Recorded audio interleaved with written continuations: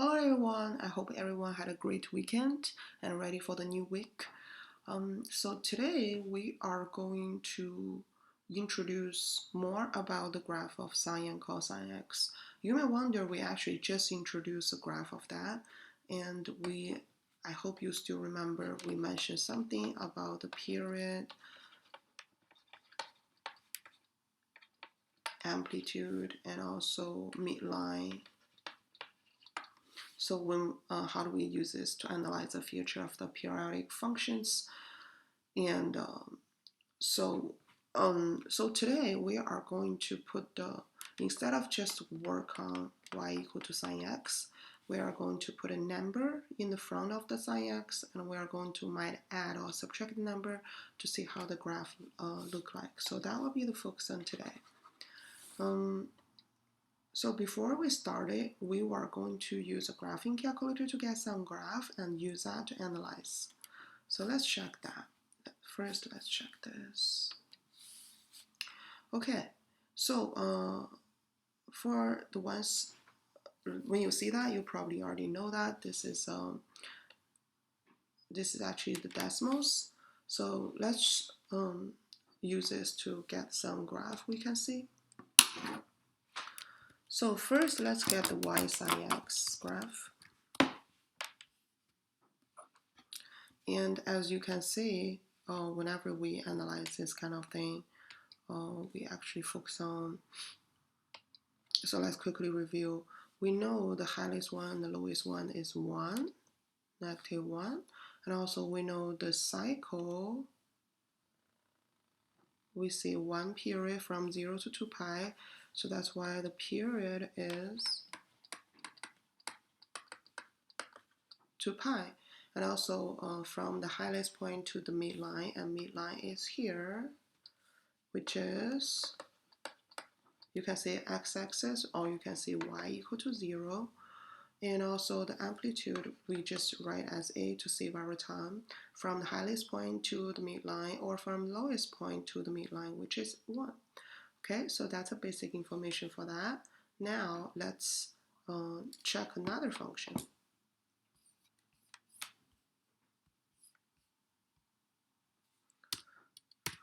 So this time we're going to do something different. I put a 2 in front of sine x.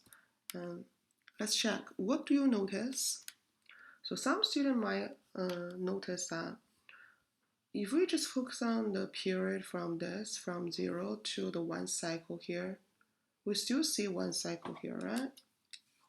So the cycle, let's use a different color. The horizontal distance for 1 cycle, nothing changes, still same as 2 pi. Then what about the midline? Midline is still same, y equal to 0. What about the amplitude? It's still 1? No, from the highest to the lowest, to the midpoint, to the midline, it becomes to 2. So that's why this time amplitude is 2. Let's write on the side. Okay, so in case it's going to be confusing, I'm going to erase this piece so you can see clearly. Okay, now let's go back. Let's check more example here. So next, I'm going to put a 3. Let's see what happens. So if I draw the graph, check. Okay, so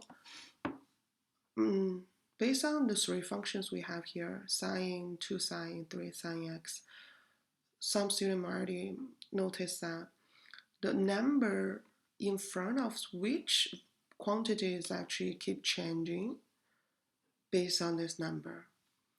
Do I have different period? Do I have different midline? Or do I have different amplitude? So some students already noticed, yes, the one is changing is amplitude. And for this one, if you check from the highest to the midline, which is 3. So that's why the number in front of this is actually changing the amplitude. However, sometimes, okay, let's erase this one to make it clear. However, sometimes we are going to get a little bit different graph, but still same amplitude. So I'm going to erase this one, including this one too. Okay, so we are going to, how about -2 sine? So think about this. If I multiply negative, what's going to happen?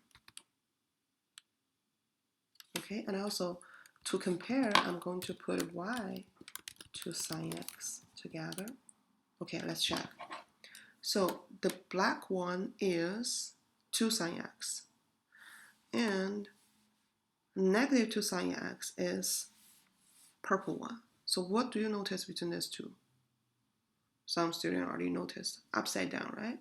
So the negative sign, what is changing is changing all the value to the opposite sign. This is it's like obvious because you multiply -2, that's why you get this. So that's why for this, but do we have a different period? It is still one cycle, and I'm still having exactly same idea for the period 2 pi because that's one cycle.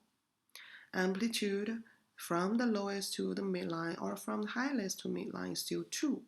See, for this, we still have this. Remember, amplitude is talking about distance, so no matter it's negative or positive, we know the amplitude is still 2, nothing changes, right? Okay, so that's the information I want to share with you, and let's use cosine to confirm our idea here. Okay, so let's see, we know cosine x look like this. So the only difference between that is, as you can see, from the very starting, if you check y starting x equal to 0, they already start with a highest point and this. So this one is y cosine x. And let's check what happened to y equal to 2 cosine x.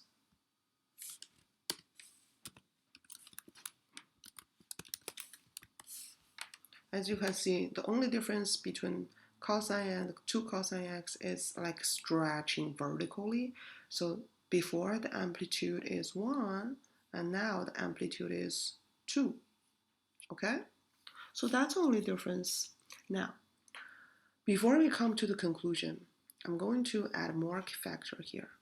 So let's erase this one. And let's check sine x. Okay? So again, one cycle is 2 pi, so the period is 2 pi. Midline is here. Now, the difference is I'm going to add a number. So next, I'm going to put, let's say plus, let's say -2. What do you notice? It's like I had a wave here. -2, everything is going down, right? So my question for you is, if the wave going down, which one is changing? Is period changing? Is midline changing? Or is amplitude changing? Let's check. Before, the period is one cycle, 2 pi. Now, one period from 0 to 2 pi, so stay same. Amplitude from the highest to the midline is 1, lowest to the midline 1. What about this one? From the highest to the midline, this one is 1, and this distance is also 1, so amplitude is still 1. Then what about midline? Midline before is x-axis. What about this? Some students already figure out. Midline is here. So midline is x, oh sorry, is y because it's horizontal line. Is y equal to -2. So what is changing? The midline. Okay, and which number making changes. This number I add or subtract in the end. So some students might say, is that always true? Yes, let's test. Well, I'm going to erase so it's not really confuse you for the next graph. Okay, so now let's erase this one. We still keep this one as a baseline so we know what happened. And next, I'm going to, let's do an adding one. So y equal to sine x plus 2. Let's do that. As you can see, so plus going up and everything is, so what about the midline this time? Some students might already figure out, yeah, the midline for this case is y equal to 2 because from the midline before I add up to 2 units, so this is our new midline, but anything else is the same. So now I'm going to erase this one. I'm going to delete this one, and we're going to do more practice and then finally we're going to come to the conclusion, okay? So let's check. This time I'm going to, let's do times 2 sine x and then minus 1. So let's check what happened here. So first of all, we still focus on several things. First, period, amplitude, midline. Period is always focused on one cycle from starting to the end. So from 0, so that's like one wave. The reason I do that just because it's starting with 0, so I don't need to do more calculation, and ends with 2 pi. So we know the period is 2 pi, and amplitude from the highest to the midline, 1, 2, 2. And midline, so start here, so it's y equal to -1.